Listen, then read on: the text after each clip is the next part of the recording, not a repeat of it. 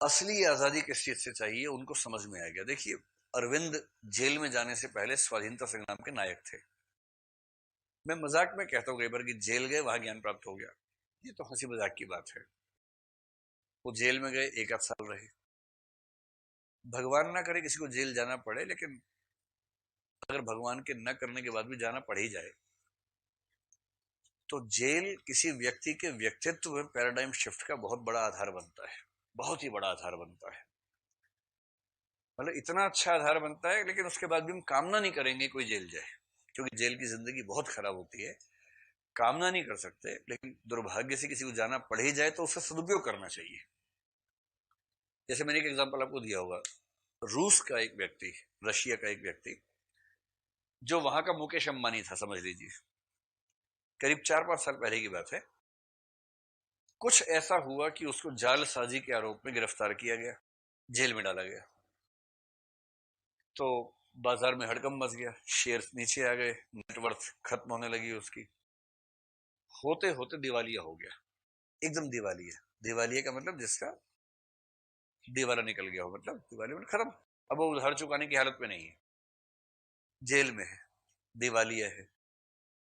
जो उसके घर के लोग बहुत हीरो बनते थे, बड़ी बड़ी महंगी कार से उतरते नहीं थे, अब वो पैदल घूम रहे हैं सड़क पे। रिक्शा के पैसे भी नहीं है, पैदल ही घूमना है। और ये जेल में है। इसने जेल में रह के कुछ साहित्य लिखा, और उस रशियन लिटरेचर का अनुवाद होकर हिंदी के कुछ अखबारों में छपा। मैंने हिंदी के अखबार से पढ़ा उसको, और उसको पढ़ के इतना आनंद आया। उसका भाव ये था कि बाहर लोग सोचते हैं कि मेरे साथ बहुत बुरा हो गया, मैं जेल में हूं, मेरी संपत्ति खत्म हो गई। और कुछ महीने मुझे भी ऐसा लगा, बहुत बेचैनी हुई। नर्म गद्दों पर सोने वाला आदमी हूं, यहाँ फर्श पे सोना पड़ता है, बुरी स्थितियों में रहना पड़ता है। ऐसा खाना मिलता है जो मेरे घर में कुत्ते भी नहीं खाते थे, ऐसा खाना मिलता है यहाँ पर, वो भी खाता हूँ। लेकिन अब 6-8 महीने होते होते मुझे ऐसा लगने लगा है कि ये मेरे जीवन का एक अनिवार्य पक्ष था, एक जरूरत थी, जो मेरे बलबूते कभी पूरी ना हो पाती। संयोग से, ईश्वरीय संयोग मान लीजिए, प्राकृतिक संयोग मान लीजिए, उससे पूरी हुई। और आज 1.5-2 साल जेल में रहने के बाद मैं इतना खुश हूं जितना खुश मैं पहले कभी नहीं था। तो उस व्यक्ति ने ये संकेत किया कि इस 1.5-2 साल में जो समझ में आया वो ये कि मैं लंबे समय से उन चीजों में उलझा हुआ था, जो चीजें सांसारिक जीवन में बहुत महत्वपूर्ण प्रतीत होती है, किंतु दरअसल है नहीं महत्वपूर्ण। और आज मैं उन सारी चिंताओं से मुक्त हूं। मेरे शेयर डाउन हो जाएंगे, मेरा ये हो जाएगा, कंपटीशन है, अगर वो आगे निकल गया तो क्या होगा, उन सब चीजों से मुक्त हूं। और मैंने रियलाइज किया कि जीवन का सबसे अच्छा दौर मेरा इस समय चल रहा है। ये रियलाइजेशन हम मजाक उड़ा सकते हैं कि अरे जेल में गया, जेल में सब ठीक हो जाते हैं, ऐसा नहीं।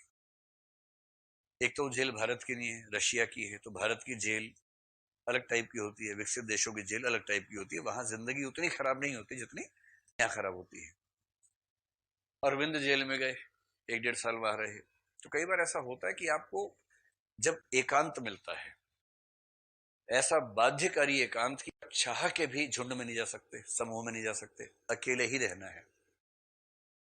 और यदि वो सॉलिटरी कन्फाइनमेंट है, एकांत कारावास है, जिसमें आपके बैरक में कोई दूसरा रह भी नहीं सकता साथ में, वो अकेलापन बड़ा घातक होता है।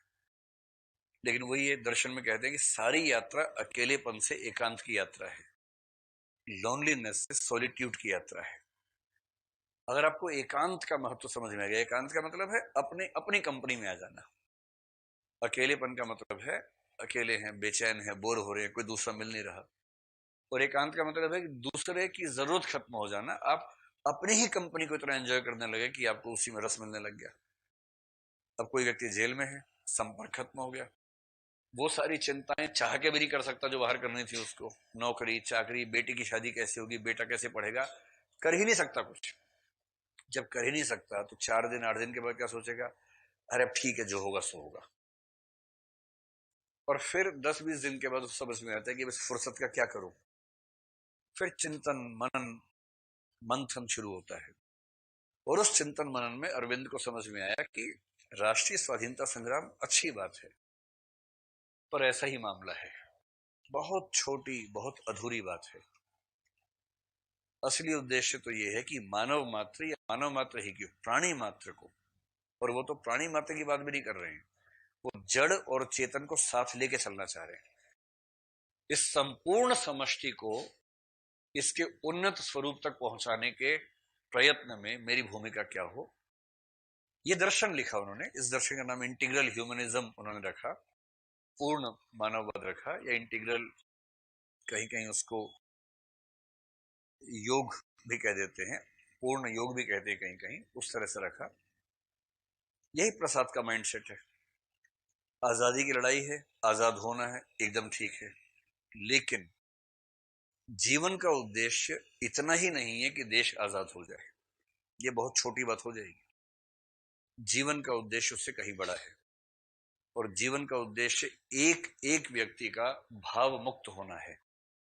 भाव मुक्त होने का मतलब है एक ऐसे बिंदु पर पहुंचना जहां विषमता खत्म हो, समरसता की स्थिति पैदा हो। समरसता की स्थिति में क्या मिलता है? आनंद मिलता है।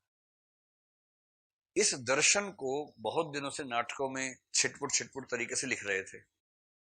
अब उनको रियलाइज भी हो गया होगा कि उम्र भी काफी हो गई थी, तो प्रसाद उस मूड में है कि अपना मास्टरपीस लिखूं, जो मेरा अंतिम एक महान साहित्य बने।